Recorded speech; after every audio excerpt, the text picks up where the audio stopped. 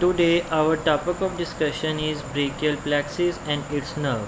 Brachial plexus is network of nerve which arise from the anterior rami or ventral rami of spinal root of C5 to C8 and T1.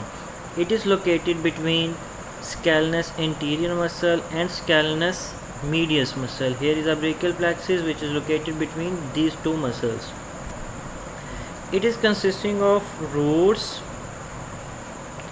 trunks, divisions, cords and branches. Here is a C5, C6, C7, C8 and T1 roots. C5 and C6 root united that forms the upper trunk. C7 is continued to form the middle trunk. C8 and T1 which is united and form the lower trunk. So here is a three trunk, upper, middle and lower trunk. These all trunks are divided into anterior divisions and posterior divisions. The anterior division of upper trunk and middle trunk fuse to form the lateral cord. Similarly, the posterior division of all three trunks that form the posterior cord and the anterior division of lower trunk that form the medial cord. Brachial plexus के तमाम part से nerves arise होती हैं accept divisions. Division से कोई nerve arise नहीं होती.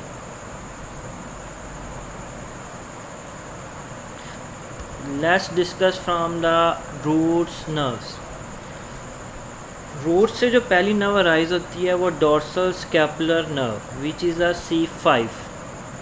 ये सप्लाई करती है levator scapulae, rhomboids major and rhomboids minor muscle.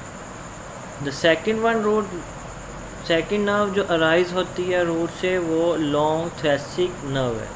इसको नर्व ऑफ बेल और नर्व ऑफ सेटस इंटीरियर भी कहते हैं. ये अराइज होती है C5, C6 और C7 के साथ.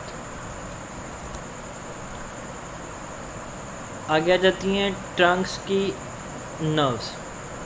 अपर ट्रंक से दो नर्व्स अराइज होती हैं, nerve of subclavius and nerve of suprascapular nerve. दो नर्व्स अराइज होती हैं, सुप्रास्कैपुलर नर्व और nerve of subclavius. Suprascapular nerve supraspinatus और इंफ्रास्पाइनेटस मसल को सप्लाई कर रही होती है. जो सुप्रास्पाइनेटस मसल है वो क्या करता है, वो एबडक्शन करता है फ्रॉम 0 डिग्री टू 15 डिग्री तक. जो इनिशियल एबडक्शन है वो सुप्रास्पाइनेटस मसल करता है. रूट से जो नर्व अराइज होती है लॉन्ग थ्रेसिक नर्व जिसको हम नर्व ऑफ बेल और नर्व ऑफ स्ट्रेटस इंटीरियर भी कहते हैं. ये सप्लाई करती है स्ट्रेटस इंटीरियर मसल को जो कि हेल्प करता है मूवमेंट ऑफ स्कैपुला की फॉर बॉक्सिंग, पुशिंग और ओवरहेड एबडक्शन के लिए. जब भी इंजरी होती है लॉन्ग थ्रेसिक नर्व की तो विंगिंग ऑफ स्कैपुला, उसकी रीज़न ये होती है कि जो स्ट्रेटस इंटीरियर होता है वो मीडियल बॉर्डर ऑफ स्कैपुला के साथ अटैच होता है. जब इसकी इंजरी होगी तो ये डैमेज होगा और जिसकी वजह से जो स्कैपुला है वो फॉरवर्ड मूवमेंट की बजाय बैकवर्ड मूव कर जाएगा. और इसकी इंजरी जो है वो रेडियल मेस्टेक्टमी या फिर एक्सिलरी लिम्फ नोड की डायसेक्शन में मोस्ट कॉमन होती है. आगे आ जाती हैं ब्रांचेस. लेटरल कॉर्ड की 3 ब्रांचेस होती हैं जिसको आपने याद रखने का तरीका ये है कि LML, L for lateral pectoral nerve, M for musculocutaneous nerve and again L that is for lateral root of median nerve.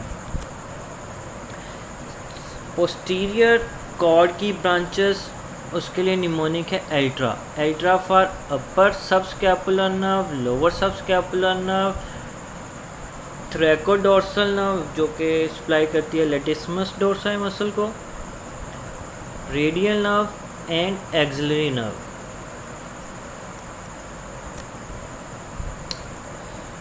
Medial cord की 5 ब्रांचेस होती हैं। इसका निमोनिक है 4M and U।